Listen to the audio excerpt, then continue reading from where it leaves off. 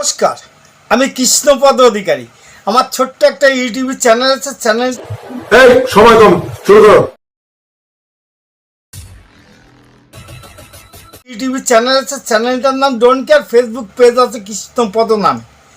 যদি আপনারা বলেন যে আজকে কি নিয়ে কথা বলবো, আসলে এই বাংলায় কথা বলার কোনো অধিকার জনগণের আছে কিনা, পাবলিকের আছে কিনা, সেটাকে নিয়ে আমার প্রশ্ন। কারণ আমরা এই বাংলার জনগণ কিনা এটাই নিয়ে ভাবনা চিন্তা। যেখানে যাচ্ছি সব জায়গায় দেখছি দাদাগিরি দাদাগিরি দাদাগিরি। কত দাদাগিরি এই বাংলায় দেখতে হবে ভবিষ্যতে এবং বর্তমানে, এটাকে নিয়ে আমার একটা প্রশ্ন আছে মনে মনে। আমি ৭৬ সালের থেকে এই ভারতবর্ষে থেকে আমি অভিজ্ঞ এবং অভিজ্ঞতা আছে আমার কিছু না কিছু। কিন্তু এত ধন সম্পত্তি, এত অট্টালিকা এই বাংলার মানুষ কোনোদিন দেখেছে কিনা, এটাকে নিয়ে আমার প্রশ্ন। কারণ আমরা সবার নিচে সবার পিছে, কারণ আমরা শুধু সাধারণ মানুষ, আমরা ভোটার, আমাদের নেই কোনো দাম। সরকারে যারা আছে, তাদের যারা রাজনীতি জায়গায় আছে, তাদের বাড়ি ঘর দেখে আমরা আফসোস করছি। যদিও বলেন আমরা আলু সিদ্ধ ভাত খাই, যদি কোনোদিন একটু লোটে মাছ দিয়ে খাই, তাহলে আশপাশ পাড়া প্রতিবেশী, এমনকি কোনো নেতা মন্ত্রীরও খবর নেই ও লোটে মাছ কোথা থেকে কিনলো। কিন্তু এই বাংলায় যারা লক্ষ লক্ষ কোটি কোটি টাকা সম্পত্তির মালিক হয়, পুলিশ প্রশাসনের কাছে এবং আয়কর দপ্তরের কাছে কোনো খবর থাকে না। এটা কি ঠিক না বেঠিক? খবর রাখতে হবে আপনাদের বাংলার জনগণের স্বার্থে এবং ভারতবাসীর স্বার্থে। দেখতে থাকুন ভিডিও, ভালো লাগবে। হ্যাঁ, আইনের চোখে ধুলো দিয়ে এরা কী ধরনের রাজনীতির মধ্যে আসলো, কিভাবে রাজনীতি করছে, সেইটাকে নিয়ে আমার ভিডিও দেখতে থাকেন। শাসক দলের সর্ব অঙ্গে মাথায় যদি হাত না থাকে, তাহলে এই অট্টালিকার মালিক কি হতে পারেন আপনি? দেখতে থাকুন ভিডিও। মান ভাঙতে বাধা কোথায়? তাহলে আরিয়াদা হয়ে কেন বুলডোজার ঢুকছে না? শনিবার কামারহাটির চেয়ারম্যান আরও বিস্ফোরক তথ্য দিয়েছেন। জমিটাই নাকি জয়ন্ত সিং এর নয়। ওই জমিতে তো নেই, জয়ন্তের নয়। আমার তো জমিটা কার, এখনো তার হোল্ডিং এক্সিস্ট করছে, তাকেই তো আমি ধরবো। দিলীপ মুখার্জিকে ধরবো। তার সর্বহাতের কাটালি কলা। আপনারা যদি বলেন কেন, আমি বলছি এই যে বিল্ডিংটা দেখছেন, এটা একদিনে হয় নেই। আপনারা কেন ঘুমিয়েছিলেন?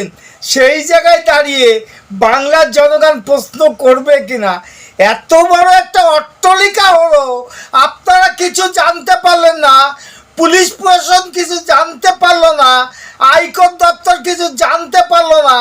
এটাকে নিয়েই প্রশ্ন, কার হাত কোথায় ছিল, কিভাবে এটা সম্ভব হলো? সম্ভব সেটা সঠিক না বেঠিক, আগামী দিনে বলে দেবে বাংলার জনগণ। দেখতে থাকুন ভিডিও, ভালো লাগবে। আশা করি নতুনত্ব নিয়ে ভিডিও করতে চাই এবং বলতে চাই বাংলার জনগণের স্বার্থে। মারধর করে, বিচার না করে পায়ে শেকল দিয়ে বাঁধে।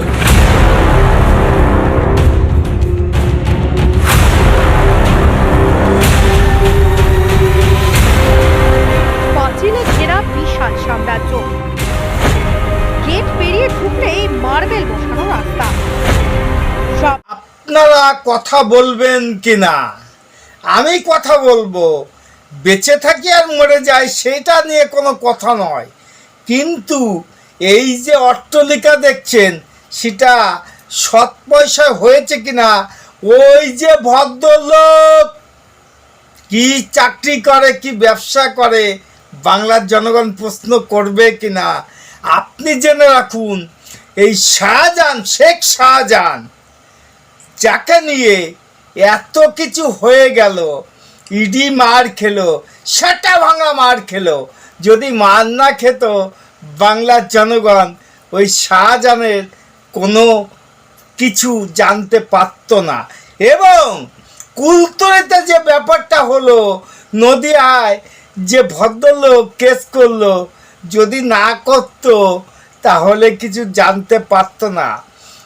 জয়ন্ত সিং যে কাণ্ড কারখানা নিয়ে আসে, সেই কাণ্ড কারখানা যদি না করতো, কেউ যদি কেস না করতো, কেউ জানতে পারতো না। কারণ এখানে কিছু মাল কামানোর ধান্দা হয়তো বা কেউ না কেউ করেছে, তা না হলে দীর্ঘদিন এইভাবে এই সন্ত্রাস, এই অপদার্থতা, এই সন্ত্রাস কেন করবে, করতে সুযোগ কেন দেবে, সেটাকে নিয়েই প্রশ্ন।